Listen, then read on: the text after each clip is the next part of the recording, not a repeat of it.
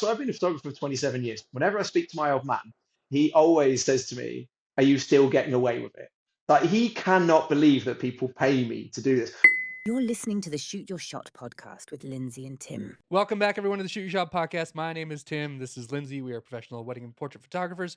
And as you saw from the intro, we're doing a bit of a detour from our usually scheduled programming. We have the wonderful Chris Denner, all the way from across the pond. Chris, welcome to the show, man. Hey, welcome everybody. Welcome all your listeners. Thank you for having me, guys. It's a genuine pleasure to be on your fantastic podcast. Chris, I love your backdrop. I love that wallpaper. It's incredible. Yeah, Did you pick that out yourself? it seems to be in my life. I've always veered towards the eccentric, the colourful, and the weird. And especially the last 2 years, I have branded myself as that with the photography business. So on my website, the motto of the motto of the business is "normal is boring." That's literally what we say. And then walking around my house, and it is all just this is probably the tamest wallpaper. I love it. Like legit, this And you is know what? I because feel I'm like in one of the that's so sitting fun. rooms now. This is the tamest wallpaper. Where is home, Chris? Where are you calling us from? So I am a UK native, although I obviously work, worldwide. I mean, aren't we all destination wedding photographers these days, as well as award Well, winning? some of us more than others, Chris. And we're going to get into that. Some of us more than others. Let's do it. It's gonna get a bit shirty, is it? Oh, I like it. It's gonna get a bit controversial. I like it. So I live in the UK. I was born and raised here. I live in a place called Leicester, Leicester to those outside of Leicester. Leicester is a medium-sized city known for its honestly huge Indian immigrant population. We have the best curries in the world here. Leicester is known as Little India. It was a fantastic place to grow up. I was surrounded by every different culture that you can imagine and going to school with people of different color, ethnicity, race, religion, background. Honestly, a lot of people dump on this city, including me sometimes. I love it. It's a huge melting pot, and it gave me the skills to talk to most people. So I live in Leicester. I work predominantly in the next city over, which is called Birmingham or Birmingham. Most people know of Birmingham. It's the second biggest city in the UK, and the reason I generally try and sort of attack the market there is it's just a bigger market. It's second biggest city. It's surrounded by areas of natural beauty. So there's farm barns, there's stately homes, there's mansions, there's all these amazing places that people want to get married in. So from my point of view, why wouldn't I go after that market? I'm sure, like us, that's very similar to our situation, Chris. Like we live in a relatively small, kind of medium-sized city. And we go after the market from Toronto, just like an hour away. And a lot of those brides and grooms are coming down the road to our modest little town because it's cheaper for a lot of them, and the venues are popping up left, right, and center. So we do have some very pretty venues here, but you kind of have to go where the clients are. Sometimes they'll come to us, but sometimes we go to them. and where they'll pay as well. Like Leicester and Leicestershire, because we're a shire as well, is a very poor shire. It's a very poor, economically deprived area, always has been. So for me, when I started my business, which I'm sure we'll touch on eventually, I was very cheap, and as gradually I've outpriced my own county. I very rarely work in Leicester anymore. Every job that I commit to now is at least a 3-hour round trip. That's wow. You've been doing this for 27 years. Yep.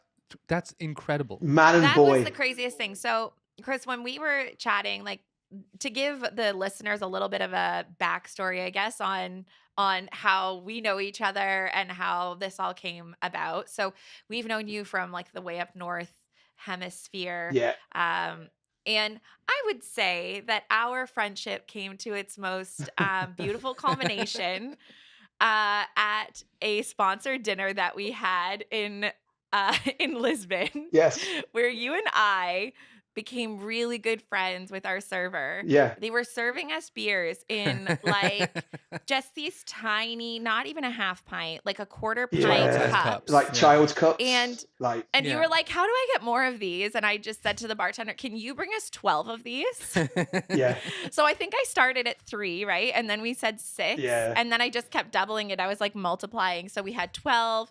And then at one point he just brought up like an entire thing. And anyways, you and I had a real time. We had good fun. I think the Imagine. absolutely- Are we allowed to say who the sponsor is? You go Yeah. for it. Well, I think Imagine's bill was mostly our bar bill, because every time the server would bring the alcohol, would be like, just bring us another 12 of these. Bam, bam, bam, bam, bam, bam, bam. Do you just come on over? And everybody was like, how do they keep getting more beers? And we were like, we just keep asking for Yeah, it. yeah, we were just ruthless with it. Yeah, but we Yeah, met we were then. absolutely ruthless. It's always nice to go to a sponsored dinner. Yeah. And it's nice. Honestly, it was really nice to get to hang out with you guys. You and Martina, we chatted with a lot. Oh, and Martina's absolutely brilliant. so brilliant, Yeah. truly. And you know what? It's funny because at these things, like, we're all ambassadors. And I think probably to the photographers that just attend these events, they probably assume that we all like know each other. But I'm still intimidated by the good majority Oh yeah. of the other photographers that are there. Absolutely. Like, you were shooting the event, you've spoken. I think, dealing with any of the people that are in the Way Up North hemisphere, Mhm. whether they are like, committed life or public speakers, or they're just in the hemisphere as like ambassadors that people know of. It's always intimidating. So these little dinners are so good. You just sit down beside somebody and you're like, yeah, you're going to be friends now. Yeah, it's just the way it is. And I always love the Way Up North community. It is so welcoming. All communities to a degree are, but I find Way Up Yeah. North particularly welcoming, and it seems to be pushing the needle forward with the speakers that they choose and the reasons they're choosing them. For me, I've had as we touched on, a 27-year career. My attitude has always been every day is a school day, every day. And the industry has changed phenomenally over the 27 years that I've seen. So I want to keep learning and trying to be better, because it is that life of the artist and the creative, isn't it? That I genuinely hope I never become the creative I want to be, because it means I'm going to stop learning. It means I'm going to show up at these events and be like, that speaker had nothing for me. No, I didn't enjoy that. And don't get me wrong, sometimes I attend an event and I'll listen to someone talk and I'll be like, nope, don't like it, don't agree with it. That's fine, because we've all got our own path. But I think learning and trying to evolve and trying to be better creative should be one of the most important things that we're all doing.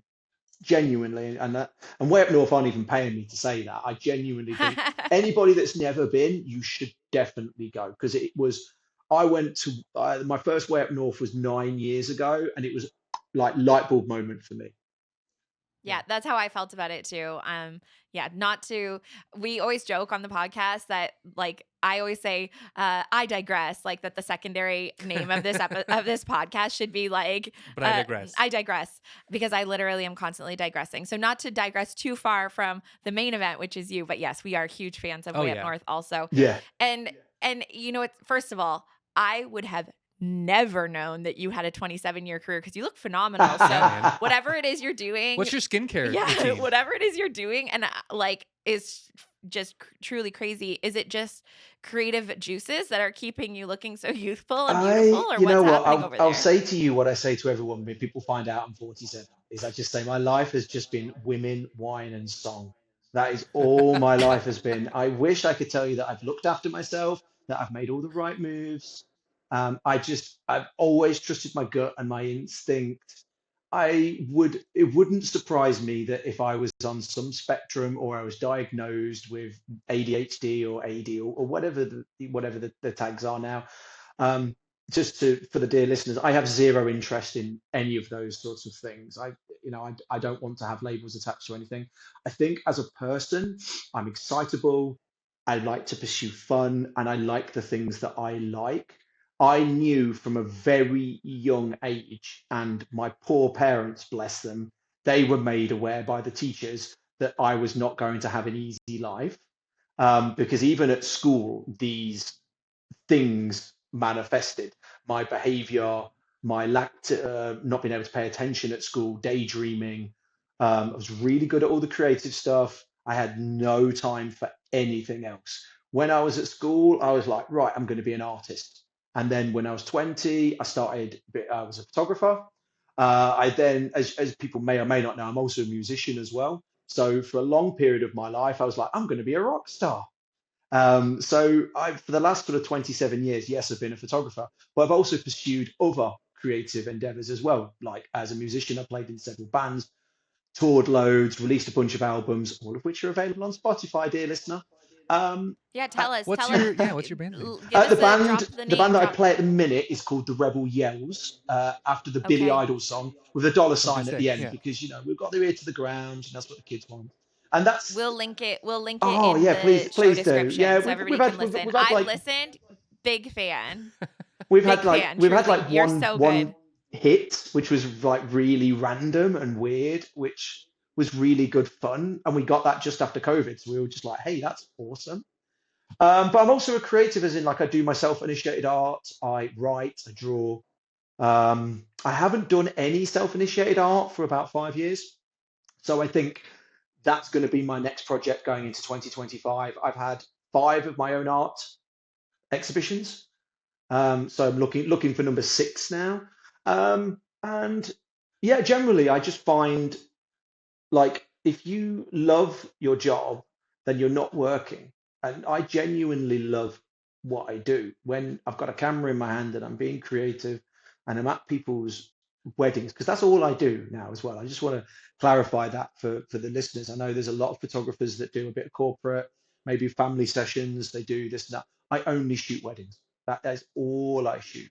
And I only really specialize in that. Is I just love it. I just absolutely love it. And I love where the industry is now. It felt like for me, maybe 10, 15 years ago, when I was sort of swimming upstream, trying to get away from the more sort of traditional and all the sweetheart poses and all of that sort of nonsense. Now we're in a place where it's weird, like that's almost coming back around. Like I look at a lot of like, I mean, I don't want to throw labels at things. I already said that, but I'll use a label that people know. Editorial. What people label editorial is very, Hyperpost. I know we talk about this all the time. yeah, it's very much like the bride laying on the bed doing that with her legs crossed behind Yeah. her, just out of shot. Yeah. It's It's just the very, 2024 version of that. Yeah. yeah, it's come, and the Dutch tilt. Dutch tilts have all come Yeah. back. It's The back. Dutch tilt. Don't kill Yeah. me. Yeah. How long for spot color? No Oh kidding. no! Yeah. If Red spot color roses. comes back, that's the Kill day that me. I leave. Yeah. Actually, so That's I'm retirement day. leaving then. But like it So all, okay, so can we go back then, because I want to know. I think we have a lot of listeners that are at different variations, yeah, yeah, different yeah. stages of their careers. From literally they're in their first couple of years. I don't think anybody's in 27 years. I think you're the only one. Can we go back to the early stages for you? Like you've always been an artist, you've always been a creative. What were those early years like for you, deciding to become a wedding photographer, deciding to start a photography business? Yeah. And did you get pushback at the time? Because I think, 27 years ago, um, wedding photography as a full-time job was not super heard Not of, common. really. No. No, it And even wasn't. just photography as a business, not in a studio, like you're not a studio portrait photographer then. So No. Well, so what did that look like starting out for you, and I'll give how what you. was the feedback you got? Well, I'll give you the timeline. So just to clarify, I haven't been a wedding photographer for 27 years, exclusively. I have shot weddings for 27 years. When I was at school, like I said, I didn't have the best time of it. I think even myself and the teachers will agree, it was just, there was no connection. However, I did click when I did photography for whatever reason, that clicked with me. So I actually won an international competition, Creative Photographer of the Year. So that to me was like a really big thing. I was sort of 18 or 19 and I was taken off and I was taken over to Belgium for this award ceremony where they had a winner from every country. So they had a winner from, like Belgium or France or Spain. And I then won that competition. So I returned to the UK. Well, you say, wow, I massively disgraced myself at the award ceremony, got absolutely Oh no. stinking drunk and wasn't invited. So Oh no. Yeah, Lessons yeah. learned. My Lessons my learned. dad, my poor dad, still rinses me about that story because, like, so I've been a photographer for 27 years. Whenever I speak to my old man, he always says to me, "Are you still getting away with it?" Like, he cannot believe that people pay me to do this. But my dad was a toolmaker. He's from Wales. Both my parents are Welsh. He's like a real working class, works with his hands. You can't believe that That's a real people, job. yeah, oh, it's a proper job. Yeah, when people always Yeah. moan to me about like our job, I'm like, our job is not hard work. Most of my No. friends, they work in construction, like they're digging holes or they're filling holes or they're carrying Yeah. things. That's a proper job. Carrying the things from the holes that were dug Yeah, to and fill in other holes. it's Yeah. mental. So I'll go to the pub and I'll moan that like, oh my God, I only got like one course at this meal.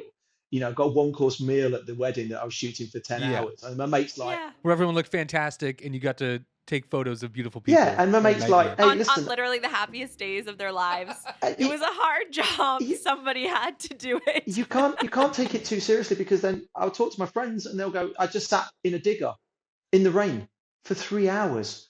That's a proper job. So, digressing. So when I left school, I got a job in a portrait studio. Sorry, I got a job as a photographer in an advertising company first. Did that for a year. That wasn't a lot of fun. Didn't enjoy that, but it was money, and I was young, and it was a lot of money. That went out of business, so I then got a job in a camera shop. I was all of this time as well. I'm doing my own photography, taking band photos, shooting weddings. I'm shooting anything that will pay at this point, anything that can pay the rent. So I was shooting weddings and shooting wedding on film. I don't know why people choose to do it now because it's horrible. I just It's hated it. not fun. It's very stressful. We talk about this a lot. Like we Yeah. shoot film, but it's like I don't guarantee it to my clients. If I do it, it's just like a fun thing for me that I really thought it would be an enjoyable thing to do, but it's stressful. I Yeah. can't imagine like you lose one roll of film, there goes like an hour of your And day. Significant part of the day. I Yeah. was I was shooting on medium format as well, so it's like 120, 220 backs. Good grief. Particularly when I was finishing school, I would borrow like they had a 5.4 camera. So for some of the projects, I'd take the 5.4 out and we'd be shooting on that. Then I worked in the camera shop for a year after I lost my job at the advertising agency, which was fine. Again, shooting, but that was really good because I really got to grips with cameras and I actually learned a lot about repairing cameras because we did a lot of camera repair. So I actually was able to be a bit like my dad and get hands-on with equipment, which has stood me in good stead now because my equipment gets thrashed and I'm always repairing it because that's just the kind of photographer I am. I'm very physical.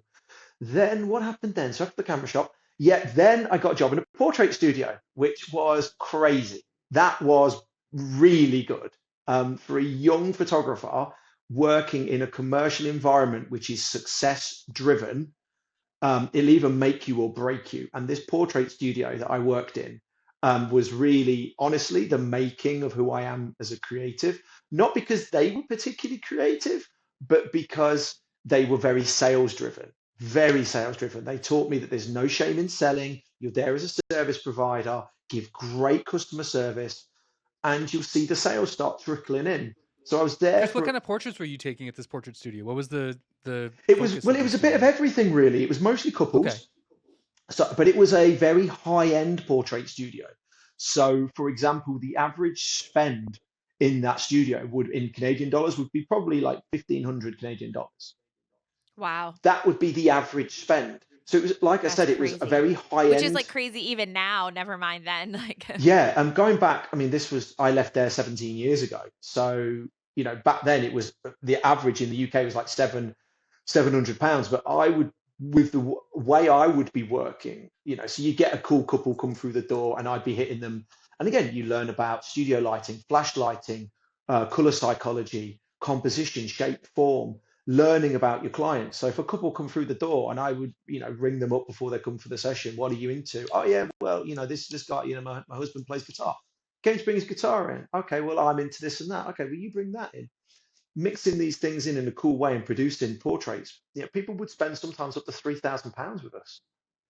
It right, because was, they feel like they're in the photos instead of just like yeah, I fit into this box. it was a really interesting experience. Not all of it was positive because it was a very hard sell environment, and there were photographers that Sure. came into those companies were chewed up and spat out.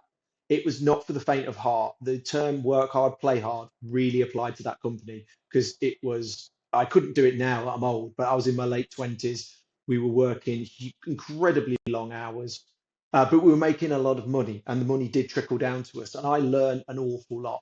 So then I got to like, but through all this period, of course, I'm still shooting bands, still shooting my own artwork, I'm still shooting weddings. And I got to like the age of 30 and I was just, you know what, I just threw a hissy fit one day in the studio and just was like, I'm out of here. This is bullshit. I'm quitting. And just literally gave my notice because I just threw a hissy fit. I had no thought, no thinking behind it. I'd saved up like a little bit of money. I was living in rented accommodation, and just launched myself into the stratosphere, really. And Wow. I was shooting anything that paid. And that's really where it started. So at the time, I started my business 17 years ago. So I've been self-employed 17 years now. Um, so that was at the time, please don't laugh. The business was called Your Perfect Day.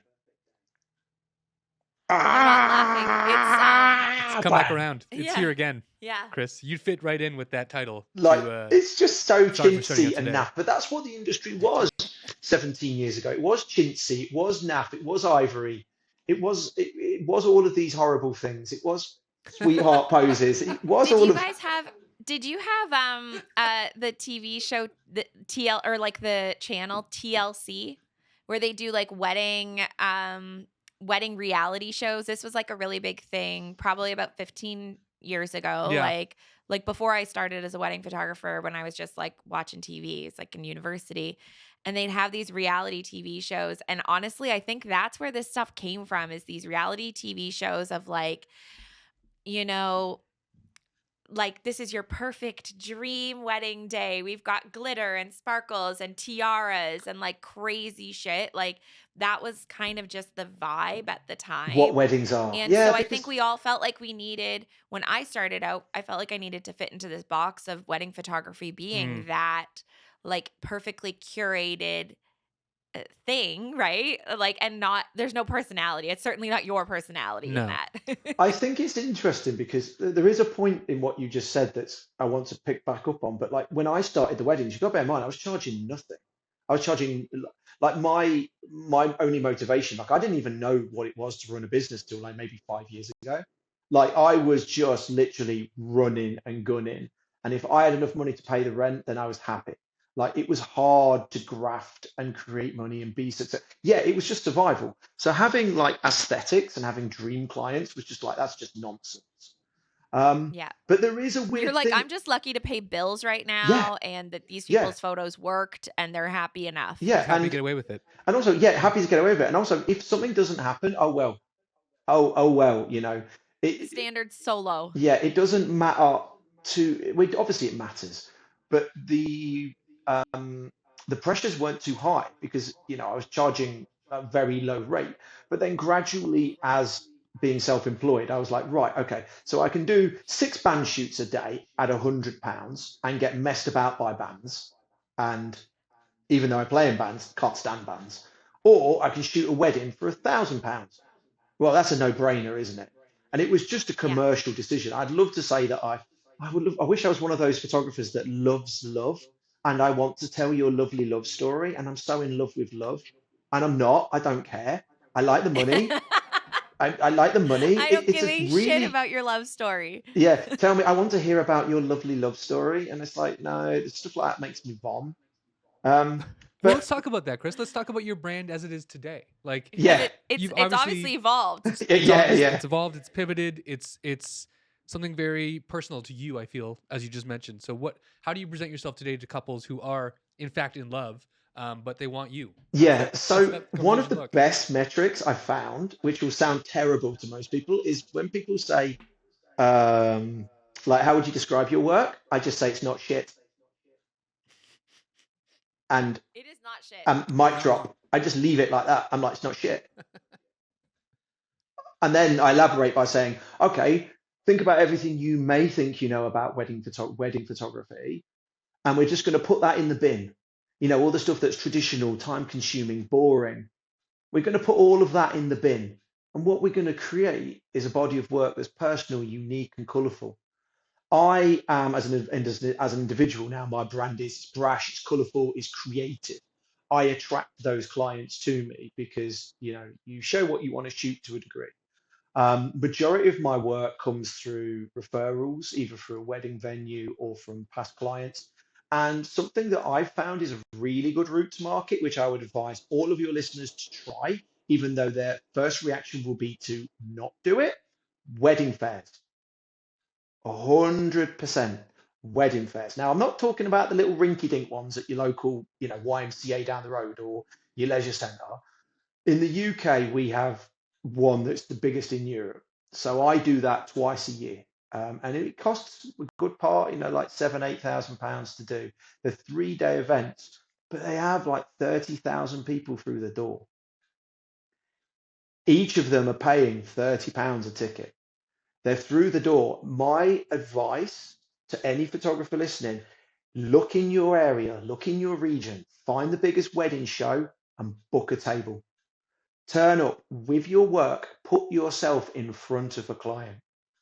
That is the best. That's what I've always done. Is I've always, even from my early days of like hustling, I'd always go out to gigs, find bands. Hey, here's my card. I do band photography. Do you want some photos? Blah blah blah blah blah. I would always be trying to hustle and find work. I think these days, in my personal opinion, social media and that route to market is so saturated. It's like shouting in a very crowded room. I'm not sure that that is the best route to market for a lot of photographers. So it's a game I don't really play. Like I post Yeah. on Instagram, and everyone should check out my Instagram because my work's phenomenal. But Your work is It's not phenomenal. shit. And honestly, your it's Instagram not is shit. fun. And what I want to say about your Instagram is that I think it's fun and it is vibrant and it's different. And you very much embody the normal is boring thing, like across the board when, you can just do a quick scroll through. What I think maybe, and tell me if I'm wrong, you posting there is like it's a good portfolio piece. So if clients are seeing you maybe in person at one of these wedding fairs or Mhm. wedding shows is usually what we refer to them in Canada, but like at one of these open house type things where they're meeting you in person, That's it. Yeah, they exactly. the best thing about those is that they meet you in person and they get to experience like the Chris Denner experience. Yeah. They meet you, they get to hear you speak. You're so passionate about your work and your client's experience, but then they have to go and see the proof, of Yeah. this. And Well, so they'll go onto your website and they'll go onto Instagram, but most clients will go to Instagram first. So would you say Instagram is like the supporting character I think it has to of your be. marketing I think that's strategy? the best way to say it. For me, I use Instagram in a very specific and targeted way. As in, I post the photos I want to show. I don't overthink it. I just think, hey, this is a cool photo. I want to show that. And generally, there's a reason behind it. Maybe a memory or a song has reminded me. But what I also do is I use it as a rolling portfolio. So what I do the day after a wedding is I will post 10 photos from that wedding on my Instagram feed. So if I shoot a wedding on a Saturday, by 9 a.m. on a Sunday, there's 10 photos. I invite Yeah, the couple that's to amazing. collaborate on that. And you know what? This is just an accountability thing. For me, it's an ever evolving portfolio. It builds trust. When you're talking to a client, you say, hey, check out my Instagram. That is where my most relevant and recent work is. For me, I'm not doing anything I'm not overthinking it. I'm not posting photos that follow trends or phases or this is in now, that's in, right? I need to post details. I don't post detail shots on Instagram. I'm not bothered because it doesn't interest me. Like that doesn't interest me. For me, my Instagram is the creative stuff and it's the accountability of posting 10 photos from a wedding. I cannot tell you enough how clients go, I think that's fantastic because most people now are so switched on that they understand that social media is probably fibbing to them a little bit. Fibbing means lying. I don't know if you're No, aware we of we that got over fibbing. in We Canada. got fibbing Oh, here. Yeah. oh, we've got fibs. Yeah. I think most people are quite smart now, so they want to see relevant. They want to see transparency. And the other thing that I find is really cool with Instagram, because I bring the client in as the collaborator, like I ask their friends and their mums and dads to comment on the photography. it's a really good way of holding yourself accountable. Genuinely, I would course. recommend it to any client, sorry, any photographer out there. If you're Oh, thinking photographer, yeah. about like how I can start using Instagram to break through, I'm not saying you're going to break through, but it will approach your feed in a different way. Because for me, my Instagram feed is not the be all and end all of my advertising. But then I've been doing it 17 years. My advertising needs are probably very different to someone just coming into the industry. Right. Chris, I'd love to go back to what you said about sharing with your couples, because I think I heard it on a Yep. podcast, or maybe you were on stage somewhere where you talked about the day after a wedding, you will send your bride or groom um, like a few images to their phone. Like you'll text them images to Yeah, their yeah. phone. That way they're not going through a gallery to download stuff. They see it right on their phone. It's right there. They can download it right from their messaging app and then post it and share with friends and family. I think that's so brilliant. How did you It's, decide to do that as a part of your customer journey, I you guess? know what? It's just easy. I'll be honest.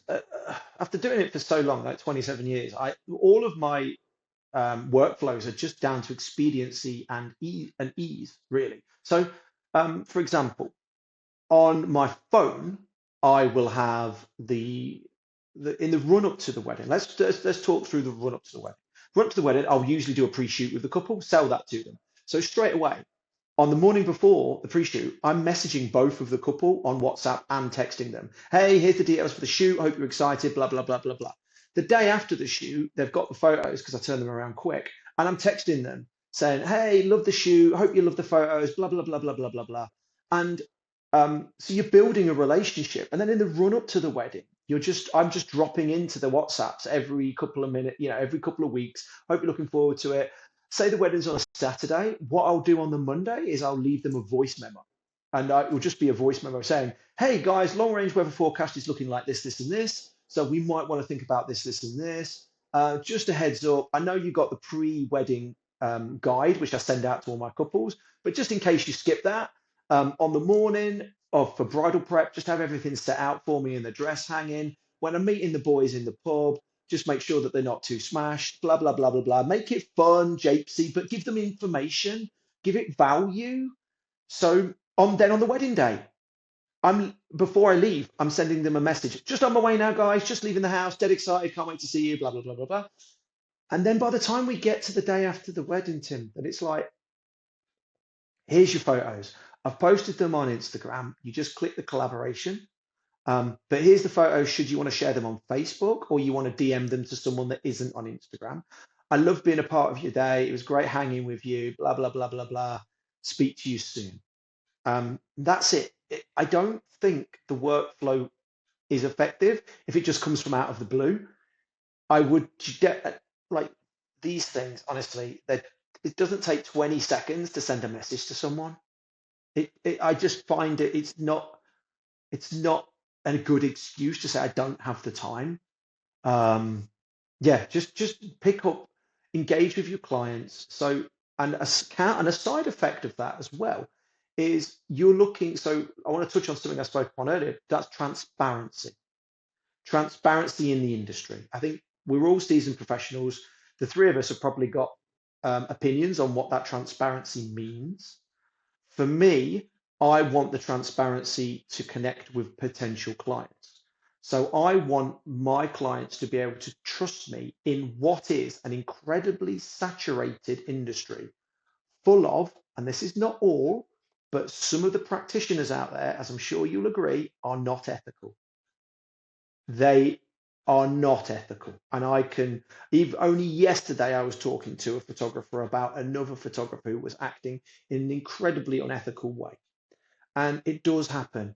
It's horrible. I hate that this happens in this industry because I love my job and I love my couples and I hate to see them taken for a ride.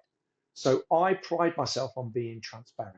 When you have this relationship with your couples in the run up to the wedding, everything just becomes easier. When you're managing their expectations, I know some people go, "Oh, look, they've just booked me as their wedding photographer. I don't want to hold their hand." Why? Like, why Yeah, wouldn't you want to hold their hand? Like, most of these people have never done this before. of course. They've never done, And if they like, had, they didn't do it with you. They didn't do it with this experience, like, right? Like, Yeah. don't be a dick about it. Just don't. And also, Yeah. Okay. I have a couple of thoughts on that I completely agree with you on the I was just talking about this with Tim yesterday. I said, why are there so many scammy wedding photographers? I don't know. Like, I don't get it. There's plenty of unregulated industries in the world that I Yeah. think probably don't have as many scammy people. One of them, I think, is maybe creatives get themselves into weird situations that they never really intend to get themselves into, Mm-hmm. taking deposits, ghosting clients, right? Like, whether they are intending to do that, I highly doubt most of the photographers that do these really unethical things, whether it be having an entire portfolio of stolen images or images that they shot completely not at real events or yeah, whatever, right? Like lying, that's one outright of the lying. big bugbears, isn't it?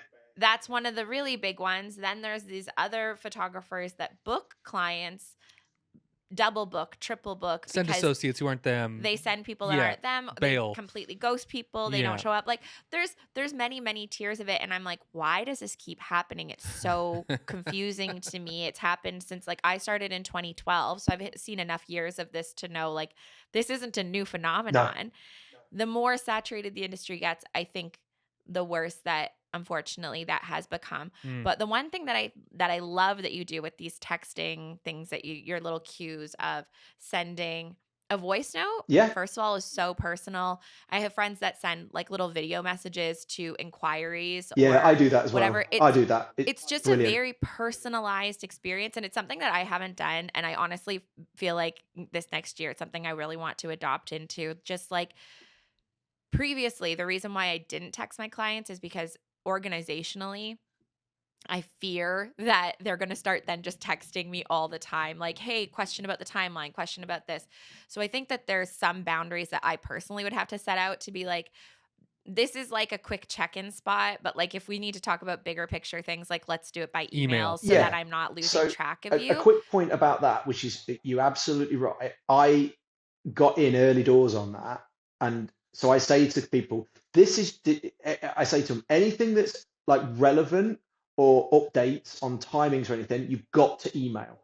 I just say Good. that. Okay. Like you can ring me or you can WhatsApp me, but if it's anything really important, then you have to email. So an example is one of my clients from 3 weeks ago, she just texted me and she went, "Hey, do you think alpacas at a wedding are a great idea?" And I'm like, Yes, "Of obviously. course." She Yeah. doesn't need to email me about alpacas, right? No. But then she emailed to say, just to let you know, what do you think about putting the speeches before the meal? I think that's an excellent idea, Natalie, but I do need you to email that in now so I can clip Yeah. it to your client record. So it Do you is find it's tough to about, tell them like where that line is? Because that's kind of, it might be difficult for them to understand yeah, like where that line is for you as a photographer. They don't know. They may think that maybe you need to know about the alpacas to know like maybe you need to, I don't know, bring snacks for these like they don't know where that line is. So I'm wondering, how do you define that for them in a way that is healthy for your business and your personal life? to be honest, it's a hard one because it's such a grey area. Okay. Because on the one hand, we're saying, let's build a relationship, but whoa, yeah, talk to me, not Yes. like that. Yes. You Yeah. almost can't. You almost can't. Yeah. You just got to take the rough with the smooth. But let's face it, like Yeah. we're all on this planet for a long time. We Well, all are. yeah. Hopefully. And I Hopefully. have this thing called the 5 by 5 rule. I don't know if you're Hit aware it. of it, where like I'm like, am I going to be worrying about this in 5 years' time? No. Then I'm not going to give it any more than 5 minutes worry now because I don't care. I'm not bothered. Like, if a client wants to just completely message me like all the time, oh, well, brilliant. I'm not that bothered. Yeah. I'm really, because they're paying me a fortune. Let's face Yes. it, they are paying Yeah. me for a service. So I am a service provider as well as a creative. Yeah. So I think that that's the other part of what you're saying that I am latching onto. In the earlier stages when I was not charging enough, I would get resentful of excessive client communication. I would get very resentful of like, holy shit, you guys did not pay me for me to be your best friend. I got that. I totally understood that response that you probably hear from other photographers that you mentor or explain this stuff to, that they're like, they're not paying me enough. My response then to my own self was, well, then I should charge more so that I can give them the experience that I want to give, And they expect. so that I can deliver on what I think would feel like the right level of, if what they're hoping for is a built-in bestie Mm-hmm. and somebody who essentially is helping them plan their wedding day, what's the amount of money that I have to make so that I stop resenting them for Stop that? caring and Yeah. make it part And of the then I deal. can decrease the number of weddings that I have to shoot Yeah. because it wasn't sustainable, the number that I was shooting at that price point. But now I have a smaller amount that I can give them this more tailored and more personalized But you also experience. have And to I think maybe understand. that's like part of it is if you're doing $1,000 a wedding and your clients are all treating you like you're a luxury high-end Yeah. photographer with they're one of your 20 clients that year, Yeah. you're going to have problems. You're going to have a lot of Yeah. problems. But Yeah. if you are charging enough that it's sustainable, then this model it's going to just be more enjoyable for your clients, but also for you, right? Like that you can feel like, oh, it's Monday. I'm going to check in with Janice and see Mm-hmm. how she's feeling for her wedding coming up. She's going to be like, holy shit, all of those scammy stories that I've been thinking about all week. Mm-hmm. Because they get a lot of fears leading up to their weddings, Oh, right? so much. I'm worried my photographer is not going to show. I'm worried that they've got the details wrong. I'm worried. Tim and I always say, you're making your clients nervous. Yeah.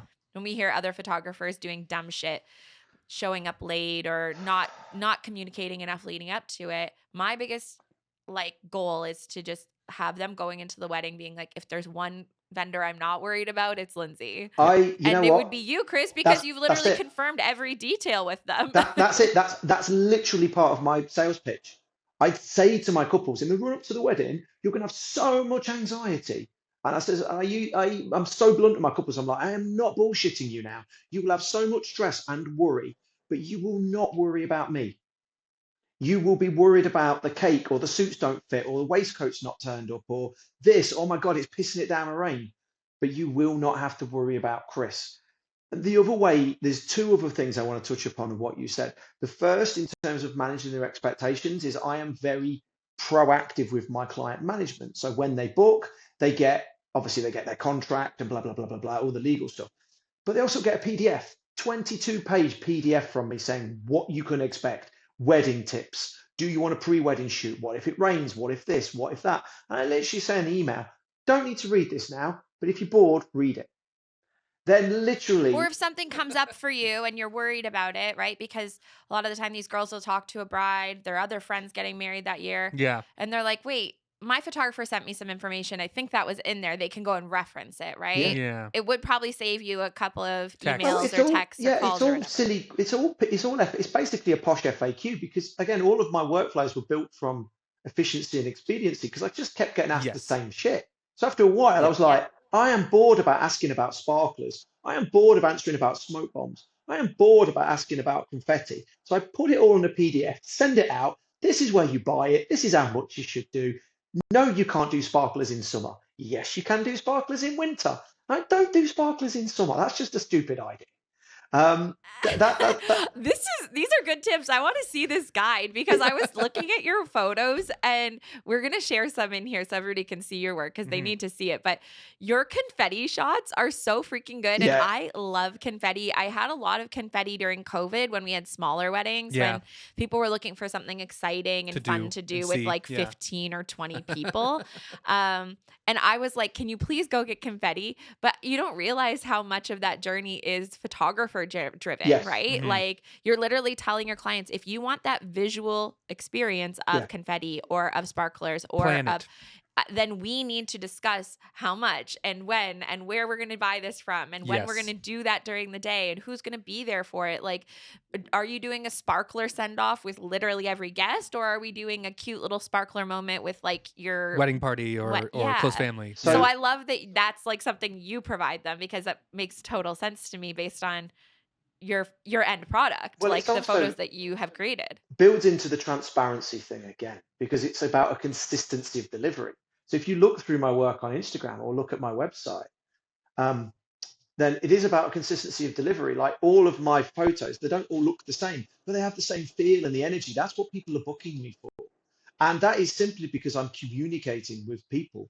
And even on the wedding day, I am everyone's best friend. I am cracking, really inappropriate jokes with the boys as soon as I see them, just to break down any barriers. Because boys at weddings can be the worst because they're so used to formal stuff. So I break that down. But even going back to the confetti, like I'm telling people how I want them to throw the confetti.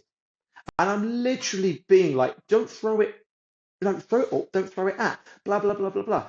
And they're talking about sparklers, talking about the confetti, the smoke bombs, the timelines, the group photos. All of this is in this 22-page PDF. All of this goes out to a couple before the wedding. Do you sell this PDF? Like, you should sell this to I photographers. don't think it's that interesting. Like, I'm really interested. It's But 27 well, years I'm of like, can I experience, buy Chris. it? Yeah. but again, It sounds very, very good.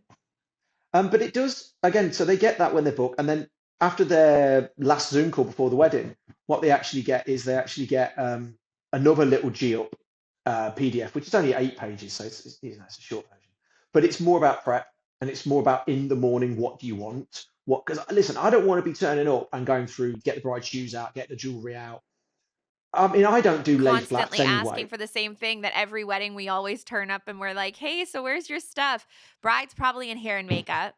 So she's trying to yell to one of her bridesmaids, okay, the dress is in that bag in that room. Every wedding. The shoes are over there. Not every wedding, most weddings. Mom, do you Yeah. remember where my jewelry is? Like, it's Yeah, just it's A little bit of hectic. It chaos. doesn't kooky. work. Yeah. And you've got to be like blunt with your clients as well, because that again part of the transparency of how I trade is I'm just blunt with you. What do you want me to do? Take photos, or do you want me to unpack stuff?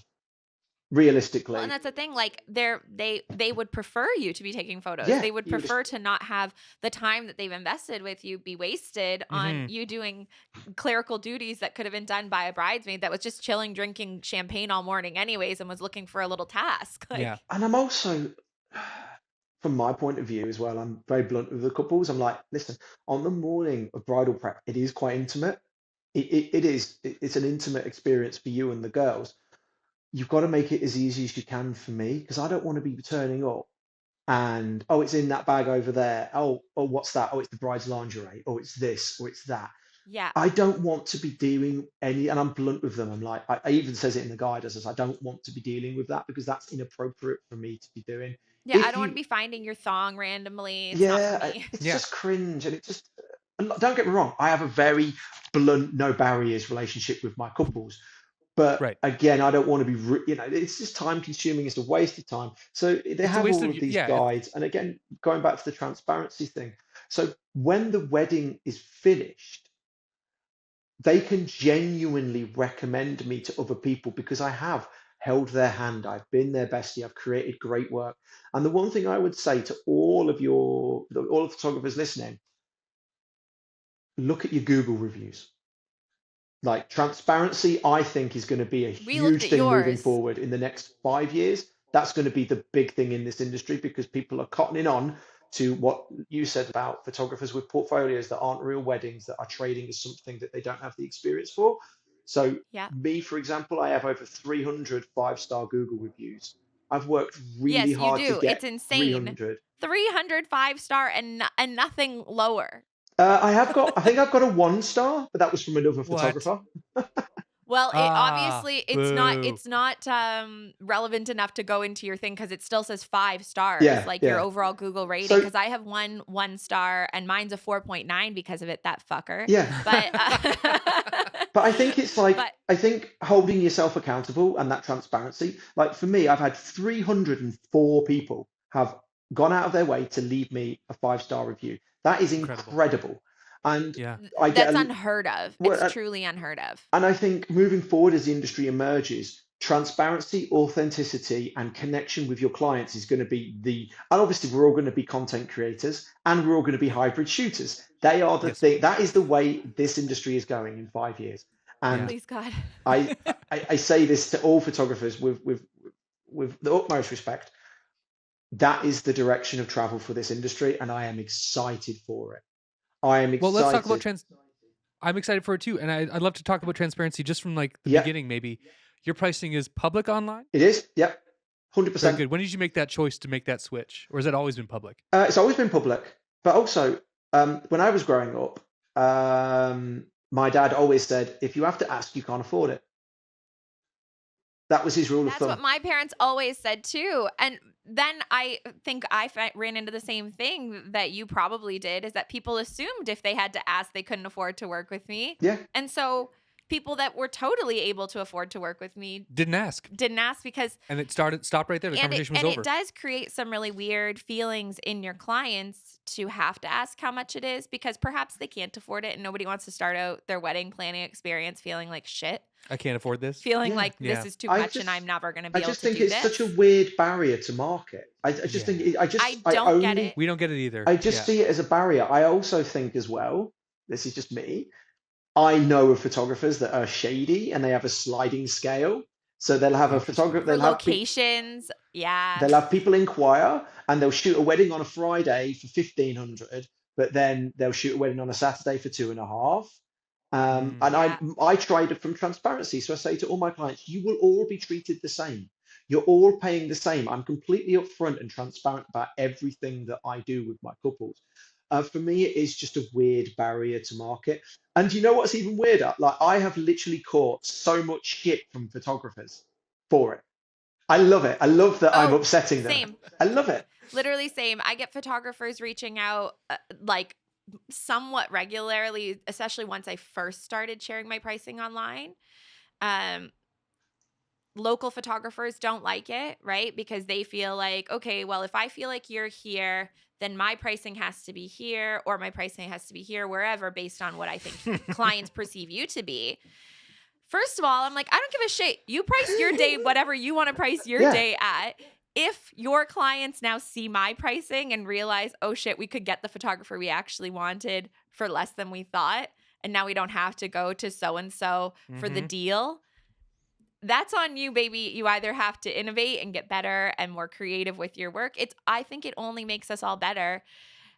Like it truly is like that rising tide rises all ships. As soon as we are all honest with our pricing, and this comes down to like really, I think in every area of our businesses as photographers and creators, the more honest we are with not just our clients but with each other, the better we are all doing. Because once I found out what other photographers in my area were charging, I was like, well, you should. I can't believe that you were only charging that much. How are you because doing this? do you understand that our market would be more accepting of you charging more and you could be making more and that would be better for literally all of us, Yeah. right? So yeah, I love the pricing transparency. Photographers get really riled up Oh over God, it. I've caught I'm like, you do so you. much If you want shit. to have a starting point or you want to make people DM you to ask you for a thing, by all means, you do you. But you're 27 years in, so you obviously I have also seen the good, the bad, and the ugly of it. I also think as well, this is from my point of view, pricing is not an indication of quality. No. And I say that with all honesty. Um, sometimes it is, sometimes it It's isn't. maybe an indicator, but it's not the only It, one, it's right? it's Like, not. It isn't. So, for example, my average client, by the time all's said and done, they spend nearly £3,000 with me. I don't know what that is in Canadian, but that's what like what I call my AVO, average value order, is about three and thousand also pounds. for the North American listeners, like weddings and wedding photography in the UK and Europe are generally priced much lower than ours are Yeah, here. and But so that's a high end, I would say, for like your market, yeah, even though the number might sound low for us here. Mhm. It's just that the market's so it's different so there. it's so low. Yeah, it is. And so like for me, that's probably that's where I am. But in terms of quality, so say I chat to a couple and they get married next Saturday and I love them and they've only got a budget of £300 and I agree to shoot their wedding, that's not going to reflect the quality of how I approach their wedding. So it's a weird one because, and I also think as well, some people think pricing reflects their place in the market, that they're doing well because they can charge these prices. But it's weird. I had a conversation with a photographer last year at Way Up North, and she was saying, "Oh, I said, how's business? Oh, I've only got 6 weddings next year. Oh, okay." And she was like, "I think it's because I'm charging too little." Okay, interesting. So what are you going to do? I'm going to charge more and see if I can find more weddings. And I was like, if it was me, I'd be like, I'd actually be going down. I'd actually be dropping your prices a little bit and trying to be a bit more competitive and work out where you sit in the industry, what your USP is and what your niche is. Pricing doesn't, the only person pricing should matter to is you as the creator and the client. That's the only people it should matter to. It shouldn't matter to all photographers. Who cares? What I charge doesn't affect you two, and what you two charge doesn't affect me in the least. It's such a redundant. It's a dead end for creatives. But I People will do. pay the value perceived whatever it costs. They think that they need to hire an $8,000 photographer. They're going to look for an $8,000 photographer regardless of that, and they'll hire the person based on perceived value, right? Is Yeah. that what you're trying to say? Yeah. Yeah, so I was having a conversation with I'm not going to name him, but he is a very high-end celebrity photographer. I remember years Okay. ago, and he was just laughing about how stupid they are. Um, he was literally laughing because he was talking with the planner, and the planner organized his fee, and he went in at like £20,000, and the planner came back and said, "Nope," and he was like, "Oh my God, is it too high?" Like the planner was like, "No, these guys are minted. What can we put on?" Pool party the day before. That's Yeah. worth Oh my another God. that's worth another 3 grand. And he was like, I guess. And they were like, okay, do you want to stay a little bit later for the party? And he was like, I always do anyway. And the party was like, no, you're going You to should charge charge two for it. hours. That's another 2 grand. Yeah. Can you get their photos back to him within like 3 weeks? He was like, yeah, easily. There you go. Fast turnaround delivery. That's another 3 grand. The Yeah. planner pushed it up to nearly 30K. Wow. It is sometimes nice to have an external source, I would say, like either a planner or Someone adjacent to the industry. a coach if you're, a photographer that's charging a brand, like Yeah. somebody that can tell you, hey, like, you know, if I do brand deals that I have like almost like a manager, an agent saying, hey, this is the dollar amount that we're seeing from other people, because maybe this photographer had no idea. But that's also where we see that there is zero freaking standard when it comes to what we do. And although, I think that all of us agree and disagree on varying levels of things, on what things should cost and how much we need to make and what is sustainability and what is all of this when it comes to pricing. And we all have very personal feelings about it. Mm-hmm. I think the one thing that I have heard a fair amount from other photographers is just like, it should just be my own choice. Yeah. It should just be up to me what is good for me. Yeah. Sam Hurd said that one of the things that drives him nuts is that other photographers will be like, you got to charge more. Like, your work is so good, you have to charge more. And he's like, to what end? Yeah. First of all, you don't know my cost of living. You don't know how much money I make at other things. Yeah. You don't know like what my business model is. Yeah. So it's wild for us as photographers to say you have to charge more. I will tell newer photographers, I think that your pricing could be more as a confidence boost, right? And that's Because based on people in your market. Like, Yes. sustainability, you can't be charging $500 for an 12-hour day. No, That's insane. that's No, ridiculous. and like I will give people, my friends specifically, like the Yeah. confidence boost People you of want like, to see hey, grow. Yeah. your work is really good. I see you are constantly struggling and stressing about money. Do you think that you should just charge more? Yeah. And that would allow you to do, like what we said, have a better service, explore a better product with your clients, Well, right? that's the rule of thumb, isn't it? It's so again touching onto what you said there. So I charge based upon my market, and my market I've identified is open-minded, semi-professional. They usually love to party. They're usually quite loud and brash as people. So that's the kind of market I go after. I don't know if you know it it might be like the equivalent for you. I call it the rugby club crowd in the UK. Okay. 100%. So love for that. you, it would be Yeah. like the Rowdy. hockey club crowd. Hockey bros. The Yeah. people that are semi-professionals, they've got some money, they don't mind partying, they're gonna go for it. There's They're- like a beer bong at the guys Yeah. getting ready. yeah, like, they're, yeah, they're I've seen this. open-minded, they're looking to be led. And this is another thing where, touching back on the previous subject, is because I'm so involved in the run up to the wedding with them, because my work is creatively driven, I'm promoting ideas with them. I'm saying, oh, hey, so you're bringing your motorbike to the wedding. Cool. What I'll do is I'll grab a couple of smoke bombs. We can set them off at night, put some flash behind you. It looks like tire burn. Doing a burnout. Yeah. So good. You can come up with ideas like that. And if you don't know about it, then you can't. You're kind of stuck on the day. But also, to touch on your other point, is my cost of living, because as I said, I live in a very economically deprived area. My cost of living is super low. I was That must very be nice, lucky Chris. that yeah, I mean, I live in a nice area of a deprived town, but I own my house. I don't have a mortgage. I paid my mortgage off Amazing. years ago. So I live in a Which really is like nice house. also really unheard of in the photography community. So good for you. Well, it's just Like as a creative in general, a lot of creatives are I mean, especially in our area, rent is $1 million a month here. Mhm. A mortgage is 3 million. So It's insane. Yeah, and it's a weird one. So like just before COVID, I made the decision. So when I went self-employed, I actually had a shop in town in the city centre. So I had a store which people could walk into. And that to me, because this is pre-Zoom, bear in mind, this is pre-Zoom, pre-video Yeah. calls. This was 17 years ago. And then just before COVID in 2018, I made the decision to move out of that studio and just move everything home because I had rooms in the house I wasn't using. And that side of the business, the more of the appointment meeting, was just winding down because a lot of my club couples didn't want to drive over for a meeting. They just wanted Right. to have a phone call. And because I was Yeah. just texting them more and WhatsApping them more, that kind of the face to face was really winding down.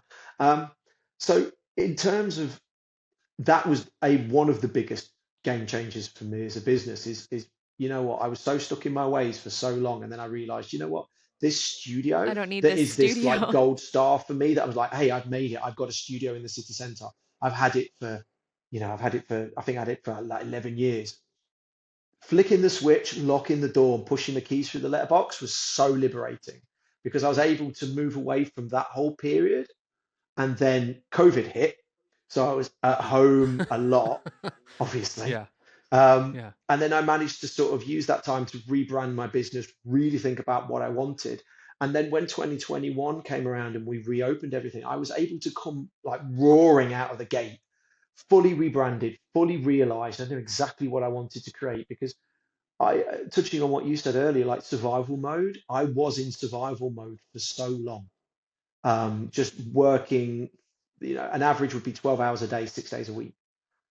Having the time to step back and think, what do I want to do? Why do I want to do it? And then going, how much money do I actually need to make?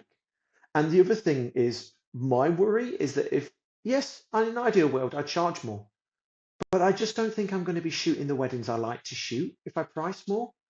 I just don't think like my kind of clients. They're not the dinner suits. They're not the champagne towers.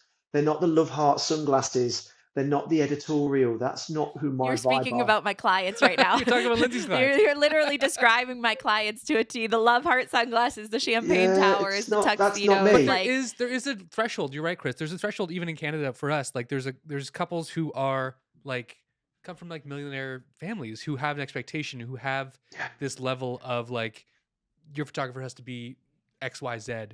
And we're also not that. Like we want couples who are Mhm. fun, who are like ready just we're down trying to clown. find we need down to clown clients Yes. that also have good money. We're trying to create our Yeah. own niche over here, Chris. Yeah. Really what we should do is we should have you come and shoot in Canada with us. Absolutely. Teach us how to have like more fun weddings and we Yeah. can create more fun images.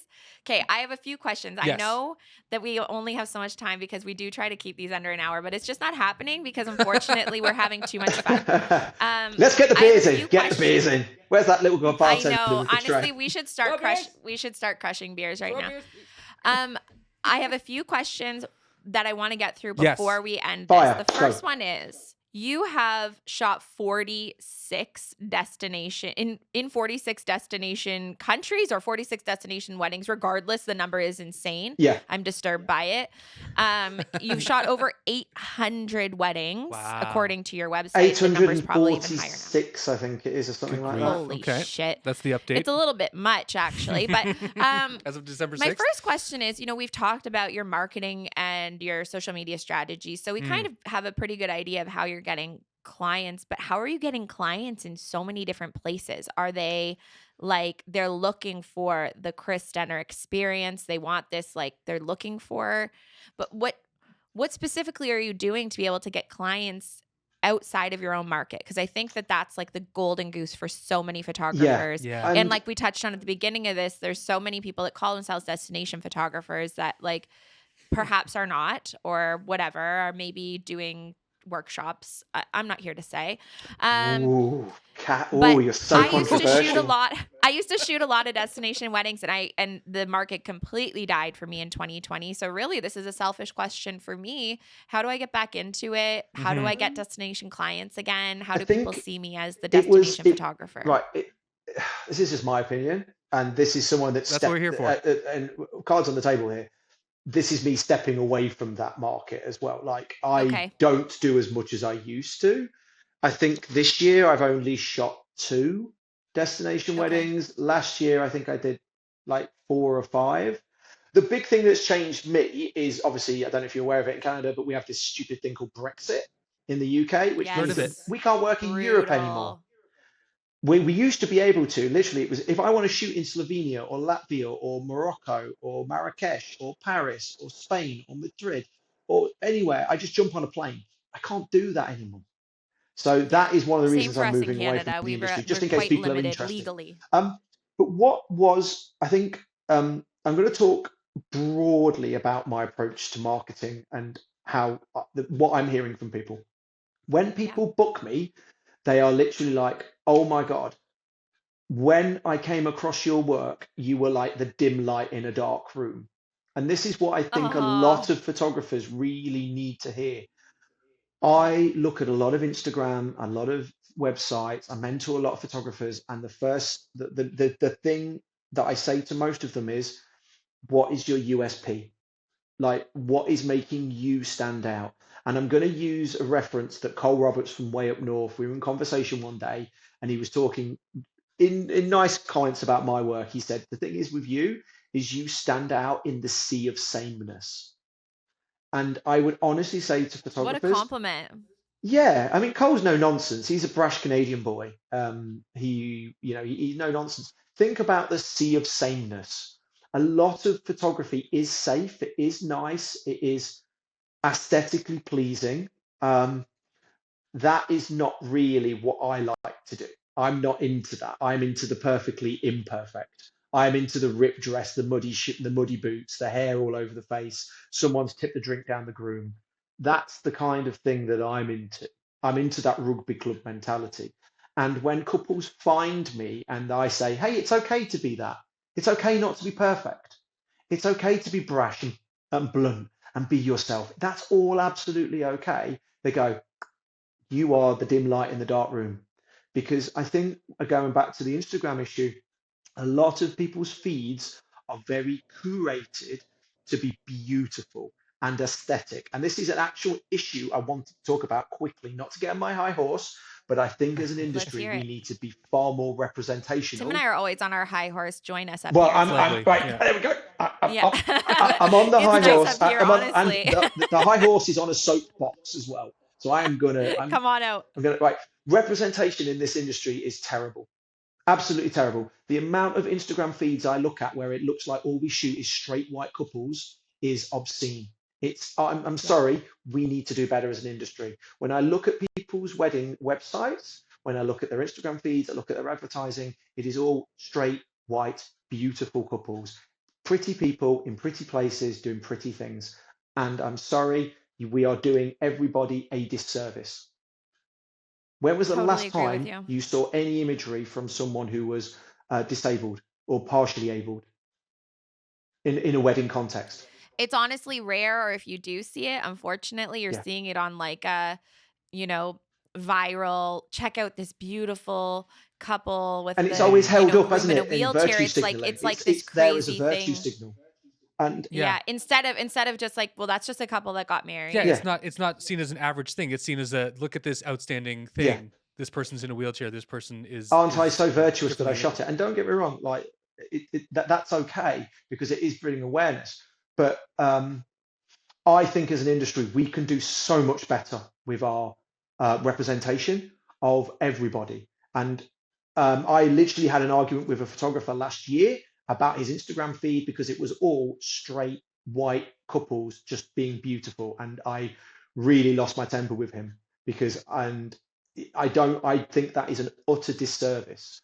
So, but again, that does tie in with my branding that I'm transparent, I'm blunt. If you look on my website, you'll see all kinds of people being perfectly imperfect. And remember, normal is boring.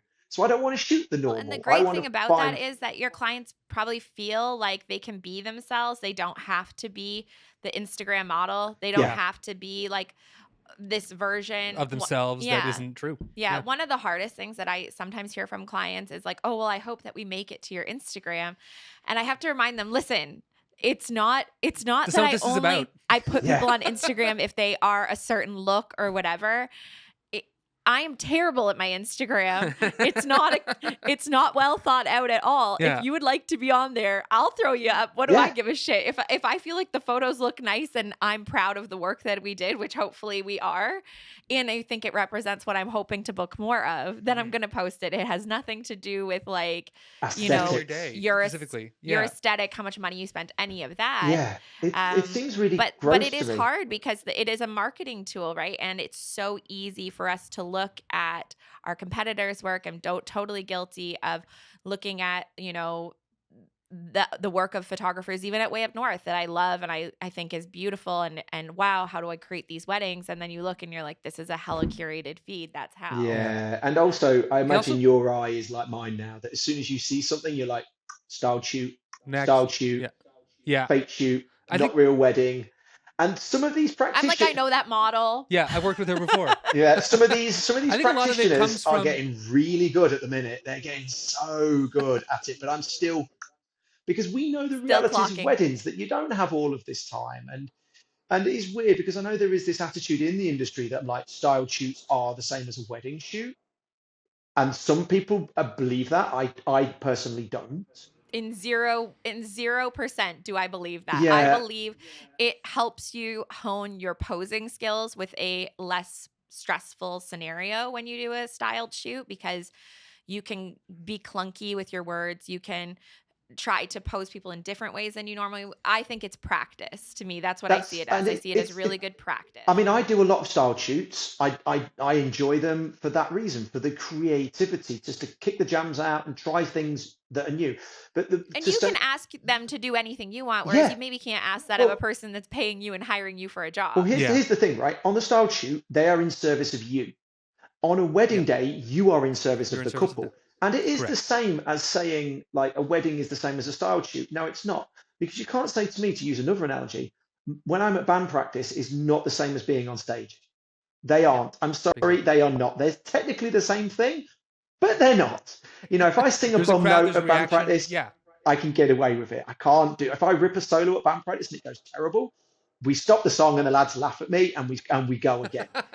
If I rip a solo on stage and I'm like half a semitone out, or I'm in the wrong key, or I'm just playing badly, it's embarrassing. It doesn't work. So, you know, I think we're all on the same page when it comes to that. What was your other question? Okay, I have my last two really are. First of all, I can't understate how impressive I think it is that you have been in this industry for 27 years. Even 17 on your own is truly massive. It's like a two-parter. One, I want to know, like, what was your hardest year in business? You messaged me earlier in the week and you told me that you felt like, and actually we shared it on last week's episode, that was one of your peaks, was that you feel like you're going into your most creative year ever, Yeah. which is freaking crazy, Chris, because most of the photographers in this industry, we hear from a lot of photographers that 3 years in, they're afraid that this isn't sustainable. Mm-hmm. You know, I've been there. I've worried this myself of like, Yep. am I going to age myself out of this industry? And we're not talking about portrait photography. We're talking about weddings. Mm-hmm.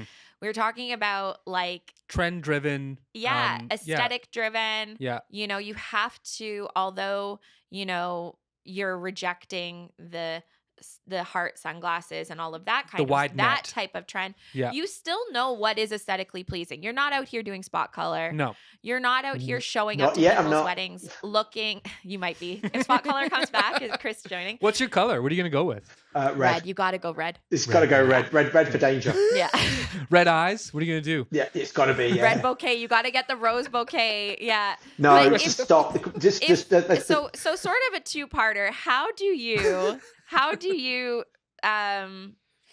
stay creatively inspired, and how Yeah. do you get re-inspired after potentially a really challenging year?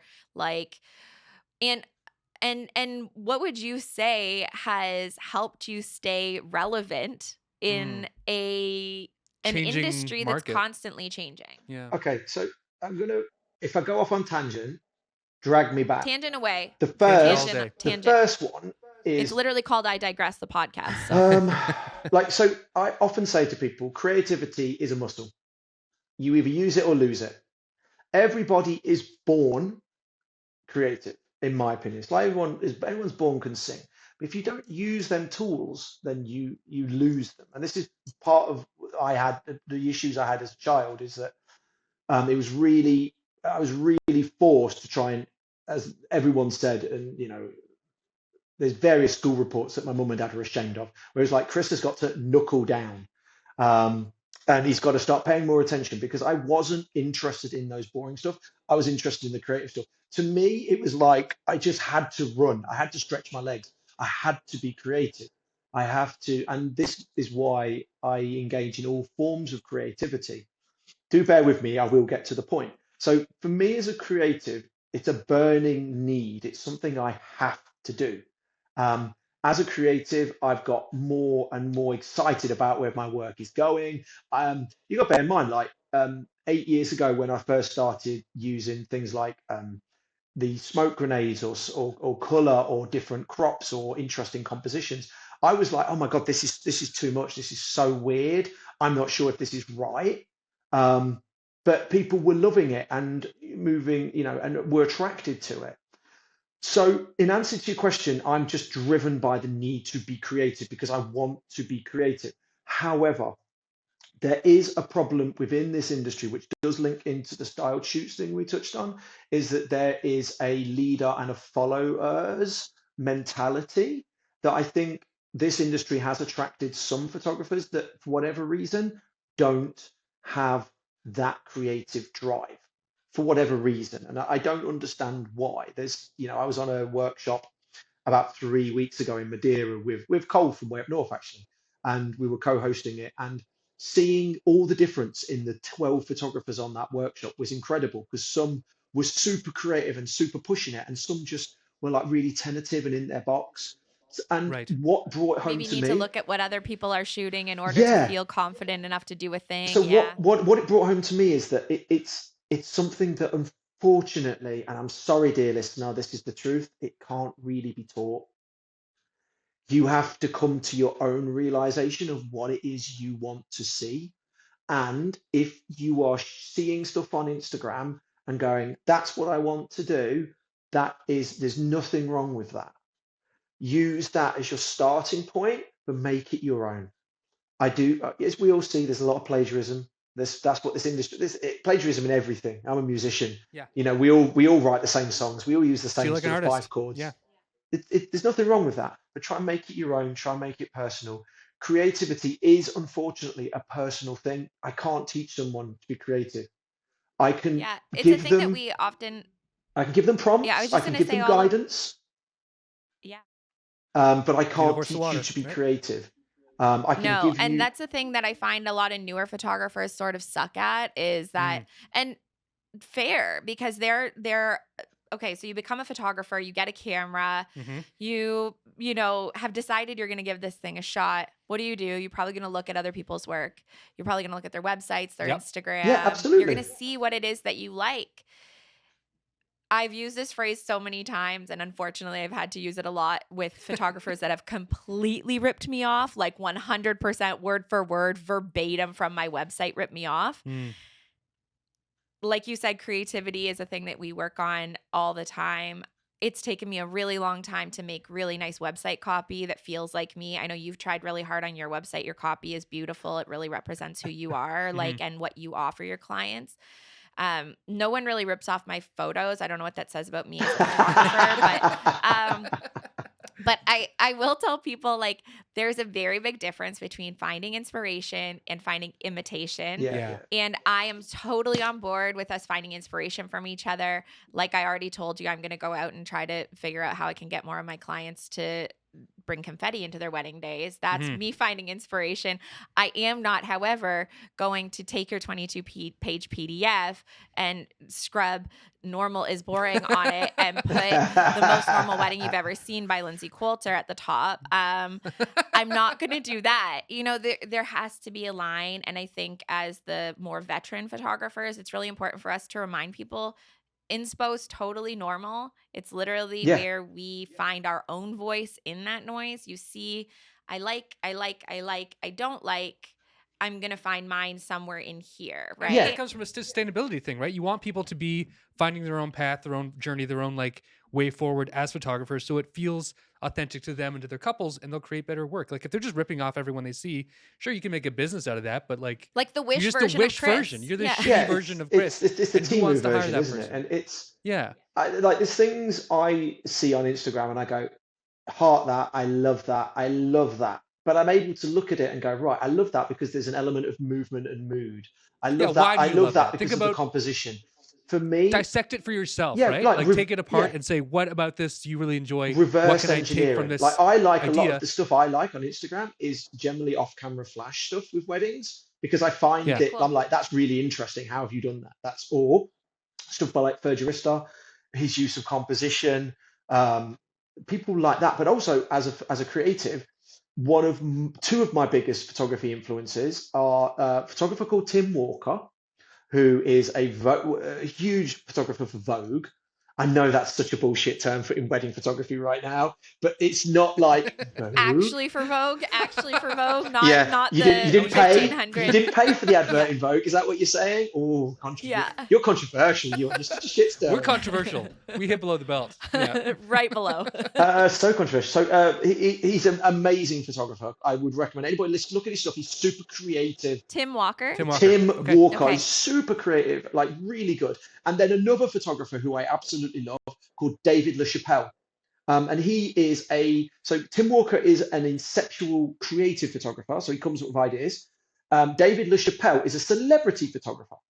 And he interprets celebrities in really unique, clever ways. And when you Google David work is amazing. I LaChapelle, have seen you it. will directly connect the dots to my work because you'll go, Okay. yes, I see how Chris's work is influenced by David LaChapelle. Yeah. You look at his photography and you'll be like, I've seen all of these photos, and you won't even know it's a guy called David LaChapelle. He is a phenomenal creative. So I would say to people, if you're looking for creativity, don't look at other wedding photographers. No. Yeah. Look outside. Just Right? don't. Look at David LaChapelle, look at Tim Walker for two. And then you know what? Put your earphones in, go for a run, listen to some music, put it all in the cauldron, and then your next wedding, work out what your next wedding is and start communicating these ideas to your couple via text.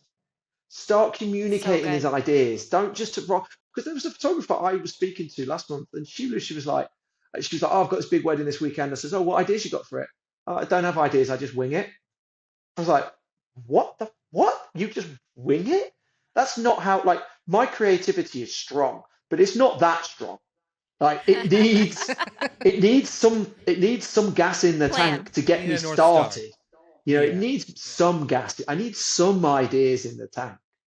So in terms of creativity, to wrap up this whole section, everybody's got it, but not everybody uses it in the right way. It is a muscle. The more you use it, the better you will get. And rules, the last thing I would say on the subject, rules are made to be broken. It's only wedding photography. If you communicate anything to your clients, you can break rules. Look at Two Man. Two Man broke so many rules, particularly with their groom photo, like their groom prep, where you've got like the groom naked in the shower, beautifully lit with off-camera flash. Boom. Incredible. Yeah. And Can you imagine? I think we see that final product, we see that final image, Mhm. and we're like, wow, stunning, love it, crazy. Imagine what had to go into that Yeah. in order Mhm. for that photo to have to happen. The prep years and months in advance to prepare their clients for the type of photographer that they were and the type of energy they were going to bring. Yeah. The other portfolio images that they created that were somewhat closer iterations of it that made that groom say, by all means, I'm going to have my wiener out in the Yeah. shower. Yeah. Feel free to not come in and shoot a quick photo. Set up a light. Set up a light Yeah. in there, Yeah. please. Take 14 photos. I- please. Let it get steamed up. Yeah. And let's, like, the amount of pre things that had to happen. Pre-production planning. Yeah, like yeah. it's just kind of crazy. And I think it's easier for all of us, not just newer photographers, but for all of us to say, wow, I could never do that. Well, you could if it's that important to you. Yeah. It's just a matter of how far are we willing to push it with ourselves and with our clients and our outside of our comfort level to make something like that Well, happen. there's no rules, and two man are a great example of that. I know that, Yeah. I'm going to touch on something that someone, a photographer, told me recently. He runs like a photography organization in the UK, and he was sort of basically saying it's weird that we've had a lot of new signups, people just coming into the industry, but they don't want to learn. No. It was like apparently they're not interested, and he mentioned two man, and they said, "Oh yeah, that's old," and I'm like, "What?" I was like, "This is sacrilege, That's absolutely crazy. sacrilege." Two man have been at the top of their game for so long, and I would recommend Literally. any photographer out there. If you're not familiar with two man, you need to give them a follow. Two Man is phenomenal. I'm going to wrap up with one sort of like big picture question. Fire. So, as you said, you're going into your next year feeling the most creative Yep. that you've ever been, which I love. Well, actually, this one's a smaller question, and this one's maybe somewhat selfish for me, Yep. because I really totally believe in taking rest in order to grow creatively. How do you recharge your batteries? This is my first pre-small question. How do you recharge your batteries? You mentioned that you go for a run to like toss it around in the cauldron. But what would you say allows you to keep going at the pace that you're going at without burning out? You know what? Stay grounded. I mean, these are going to be horribly generic terms. Um, No, go okay, for it. first, be We can all grateful. use the reminders too. Be grateful. Like, find your gratitude. I mean, I've been doing this for 27 years, and you know what? Yes, some days it does feel like a little bit of a grind, but Yeah. it is only a job, and it is the best job in the world. It is a Yes. job. That the flip side of that is you have to approach it as a job. It is a Yeah. grind. Most people work 40 hours a week. They have to travel sometimes half an hour each way. Most people leave the house at 8:30 in the morning and come home at 6 o'clock at night. They have to Yeah. go somewhere else to work. We don't. Find our No. gratitude with that. In Yes. terms of like, also the other thing I'd definitely say, like for me in December this year, I've taken the whole of December off. Like Okay. I'm just Yep. off. I've just decided I don't Yep. want to work in December, Yeah. because I looked at my diary. I had more than enough weddings in January and November, and I just said I don't want to work. So take Yeah. risks. When Yeah. inquiries came in, I was like, no, I don't really want to do it because I don't want to work. Um, Definitely physical exercise is a big thing, and honestly, just have that gratitude. We have the best job in the world, and be conscious of it Yeah. all. And also, there's a quote as well. What was the quote I saw the other day? Be aware that everything you have now was at one time everything you ever wanted. 100%. I think about that all the time. Like, whenever shit gets hard, you just think to yourself, like, me 5 years ago would have been freaking jazzed to have the Yeah, problems that I currently have right now, you know? We talked So, about that last week, even like yeah. the fact that like everything we look at today, 5 years ago, we would have been like, yeah, "That's incredible and outside of my world of could I do that? Is that possible even?" You know? Yeah. yeah. And I had Yeah. to I I had love to that. remind myself that of like a couple of Mondays ago when I was up at 3 a.m. to catch a 6 a.m. flight, and I was like, you know what? This is all I ever wanted at one point, right? Yeah. So let's just find the gratitude, Let's be and in it. be Yeah. realistic, and Yeah. yeah, Amazing. just be conscious of how lucky we are. Yeah, Yes. that's me done. I'm stepping off the soapbox. No, I love the soapbox. I feel like I feel like you're hitting on a lot of the same points that I hit on in my talk at Way Up North. I don't even know if you were there for it, but literally I was like, professional seasonality. You should take some time off in the winter. You should not be going at 100% of the time. It's not Hmm. realistic for creativity. So No, It's it's it's insane. not, and it is a muscle, and like any muscle, you can overwork it. Yeah. You can yes, stretch like it. literally, it's like just like exercise. Yeah. You can stretch it too thin. But also, one last thing on the creativity thing. Um, I'm a big fan of Jennifer Mower, the photographer, and I'm a big fan of She's so talented. her attitude towards cinema, and Anna as well from Anna Ginger's Eyes. Like their approach to cinema and how they include that in their photography, Yeah. that's really clever. Yeah. Yeah. Jennifer is from our area, Yeah. actually, How is which is she? funny that you She's say that. Yeah, she's lovely. like Yeah, she's really next helped me door. out in my career.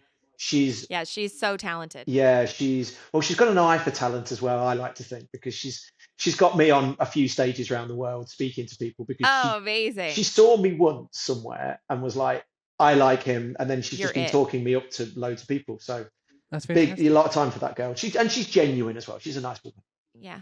That's awesome. Well, then that leads us into my final question, which is like, what's next for you? What do you see? I know you don't have a crystal ball. Oh my God. You know what's so crazy? We usually shake Oh this shit, magic 8 we haven't ball. done it. Do This it. is how we start every episode, and we didn't start it. We're a little late. So it's okay. I mean, Tell us we've what's only next ran for about an you. hour over anyway. It's all Tell good. us what you believe is in the cards for you in 2025, and we're gonna ask the 8 ball if it's happening. It has to be a yes or a no, so you can tell us like, I'm gonna do more public speaking, or I'm gonna shoot the wedding of the year, whatever it might be, and we're gonna ask Get the back 8 to ball. painting, whatever it it might be. probably won't. I think my aim, I've been in the game 27 years now. I'm 47, so for me now, I'm exit plan. That's where I'm Okay. looking at right now, and it won't be an immediate exit plan, but it will be by the time I'm sort of mid 50s. I want to be retired, part-time job working in a garden center. That's kind Love of that. what I want, and then I just want one to of the be an best jobs, dude. artist. Love a garden I want to be center. I worked it for 2 years. I want to It's be the an best. artist, just doing anything that I want, creating songs, painting, writing, and then 3 days a week in the garden center, just sweeping. I just want to be told what to do. That's kind You've of got a what I good want to do. plan. So Damn. that's kind of the long term. In the short term, I want to move into education. I want to do more speaking because I genuinely like it.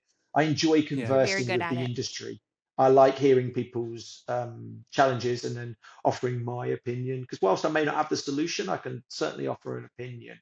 And there's a lot of like very sort of confused people in the industry at the minute who don't really know which way to turn. And the best advice I can say is ask for help, like genuinely ask for help. If there's a photographer you admire, reach out on Instagram. Just DM them. And if they ignore you, find someone else and DM them. Reach out and ask for help, and you'll find that most people will come back. They may ask for money for it, but they will definitely try and help you. Yeah, that's so true. I love that. Okay, well, then I have a question for the 8 ball. And my question is, in 5-10 years time, will we see Chris working in a garden center, living out his coastal grandmother dreams?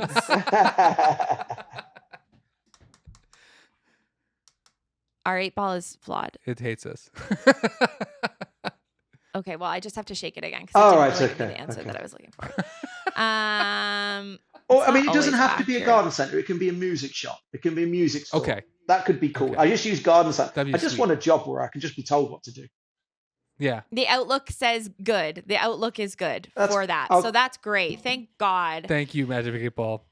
To the 8 ball, we bow down. Chris, thank you so much. I know we took up so much of your time, but like Yes. we literally couldn't stop listening to you. And I feel like our listeners are going to say the same. They're probably so relieved to hear a break from Tim and I just yapping. But this has been such an absolute joy. And Yeah, I've loved selfishly, it. I'm just It's really been, happy it's that been we good got to to hang connect out with with you you. two again. Yeah, it's been good. Before we go, Chris, if you want to plug anything, any workshops you're doing, anything from your website, anything you're excited about, please use this time to let people know what you Drop got your going on. Instagram handle Yeah, here. the only thing I would probably say to your listeners is let's touch on Instagram because we did speak on that. Just give me a follow on Instagram, which is Chris Denner Photography. And if any of your listeners have taken anything from what I've said, just drop me a DM because I answer all of my DMs. I don't. Yeah, I'm not one of them people that charges. I'm not. If someone's got a question, DM me, and I will answer it to the best of my ability. If anybody wants any help or support, DM me. I am at your service. I'm at the service of the industry because I want us to be better as an industry.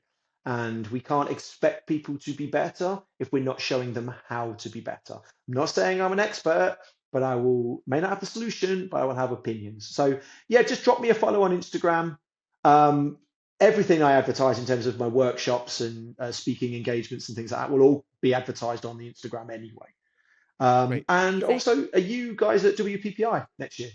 I think We will you be. are. And yes, you're coming, aren't you? I am there. I can announce that I am at WPPI. So if any American or Canadians are at We WPPI, cannot wait to see do you. come and buy us all a beer. and we'll just do what we did Literally, in. we will be thirsty. So if you see Chris, Tim, or I at WPPI, we're just pretty much Parched. always accepting of beer. Yeah, It's we're open carry parched. with alcohol. So, I mean, Vegas We is will be hot, so literally it's like you've got parched. to have alcohol all the time. That's how Vegas and you can have it works. anywhere in the whole city. Chris, I said this to you before, but I'm worried about us in Vegas at the same time. But I think it's going to be fun. It's It'll be fun. great. It's going to be fun.